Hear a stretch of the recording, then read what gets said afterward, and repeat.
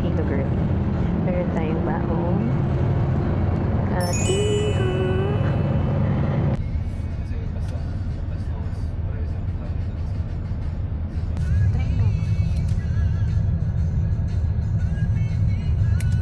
Usually kapag may mga air freshener sa bus or sa kotse, nahihilo talaga ako.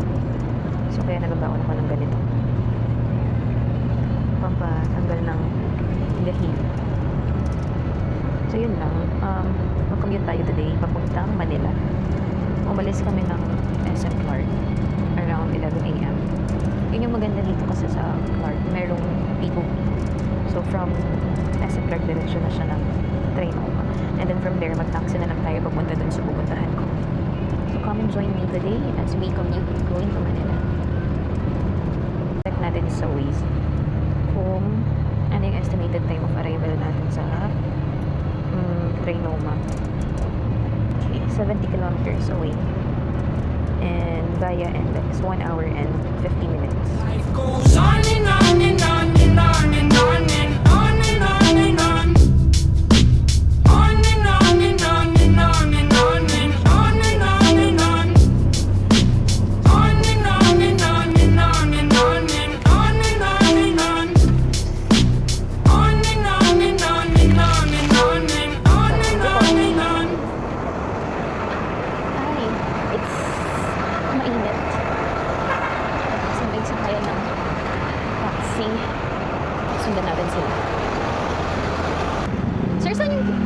Pwede ba sumakay sa kanila? Taxi? Opo. Doon. Okay. Thank you.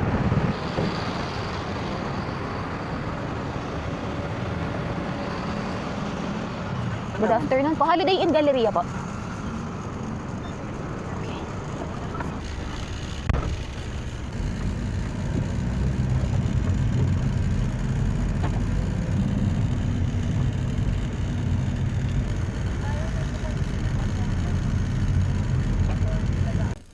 Total. Ito pa.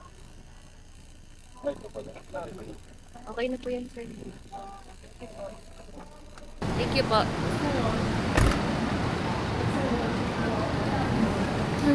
So we just arrived here sa Holiday Inn. Hello, good afternoon. For check-in po.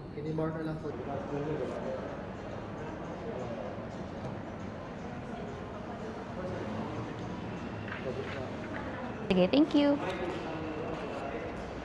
Kahit ako na, sir, okay na po. Yeah, thank you po. Okay.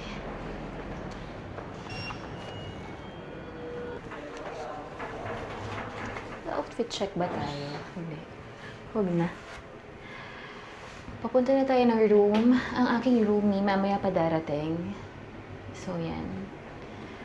Shirt, shorts, and rubber shoes.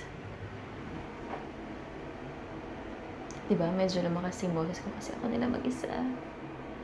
So, pagdating sa hotel room, mag-tour lang tayo ng onte and then freshen up. Tapos larga tayo. Oh my G. Okay, sige mo. O kasi yung pag-video girl.